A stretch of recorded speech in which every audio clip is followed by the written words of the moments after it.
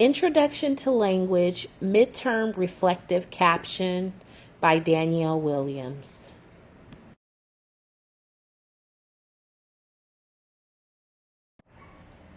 Linguistic Insecurity from Module 2. I believe that I suffer from linguistic insecurity as described by Dennis Preston in his research, Perceptual Dialectology. As an African American, my particular dialect is often referred to as Ebonics. Because Ebonics is considered a lower caste way of speaking, it is generally frowned upon when placed against what is considered standard American English. What I realize now is that I am very much insecure about my African American dialect. Perceptual dialectology, the study of how ordinary people think about their dialect and the dialect of others.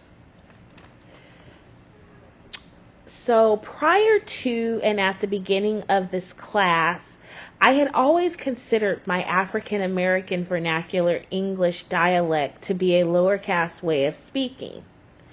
As such, I have suffered from linguistic insecurity, defined as a comprisal of feelings of anxiety, self-consciousness, or lack of confidence in the mind of a speaker surrounding their use of language.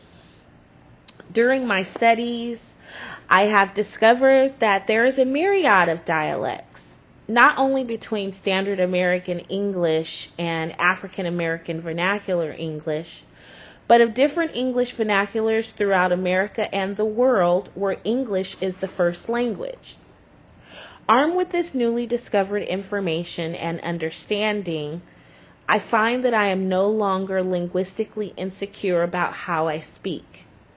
As our textbook states, difference is not deficit.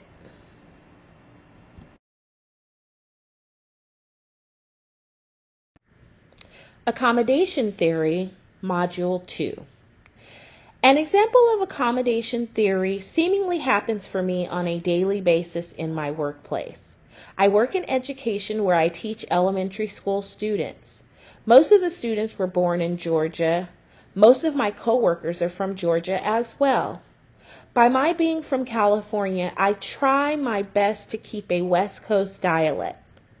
According to the textbook Understanding Language Structure, Interaction, and Variation, I am practicing a divergent style of accommodation theory where my primary goal is to show a difference in how I speak versus how my students and coworkers speak. Accommodation theory, adapting one's speech to one's conversation partner. So I always knew that I was practicing the divergent style of accommodation theory long before I was able to put a name to it. It was how I could distinguish my style of speaking and accent from others. To be honest, I quite enjoy when people ask me where I'm from based on the way I speak. But upon a more in-depth study, I found that there are underlying theories based on the communication accommodation theory principle, which is generally defined as an adjustment that people make to their style of speech based on who they are talking to. The two main theories are convergence, speaking in a similar way, and divergence, speaking in a different way. I believe we perform either because of how we identify with our speaking audience as well as our desired outcomes. Our textbooks also list similarity attraction theory, social exchange theory, and intergroup distinctiveness theory as other underlying theories to communication accommodation.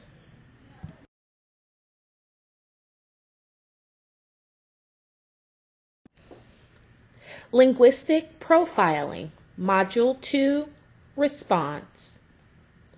While I have often envied those who have foreign accents, I never truly gave any thought or consideration to the fact that having a foreign accent in America can be such a burden for the speaker. I am seriously wondering how to bridge the gap between respecting that we all have our respective accents, as well as being more understanding of those with accents that differ from mine. Linguistic profiling. The analysis of a person's speech or writing, especially to assist in identifying or characterizing an individual or particular subgroup. Well, we all have a linguistic heritage that has formed our dialects and the way we speak.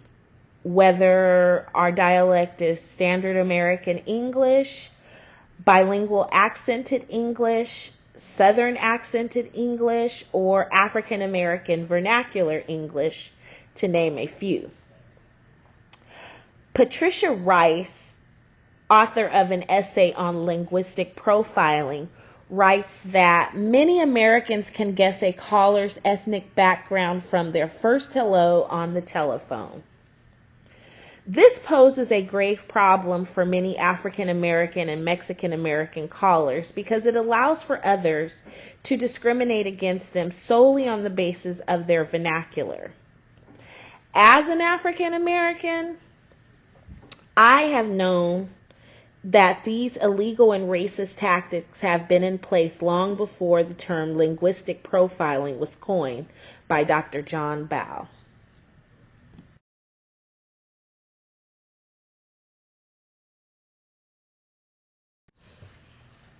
Code switching and language and social groups. VoiceThread Module 3.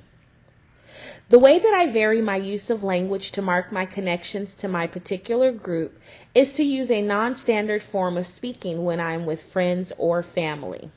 This form of speaking is referred to as African American Vernacular English. I can also vary my use of language to a standard American English vernacular. These forms of being able to go from African American Vernacular English to standard American English is called code switching. Code switching is the alternation of two language varieties within a conversation. So, for me, code switching has its advantages for bilingual or bidialectal speakers. People who use code switching often use it as a linguistic strategy to get their point across more clearly. Our textbook, Understanding Language, Structure, Interaction, and Variation, states that code switching can announce one's identity, or it can affirm membership within a group. As a user of code switching, I find that it allows me access to a myriad of social environments that I may not have been privy to had I not been able to switch from my usual African American vernacular English to standard American English.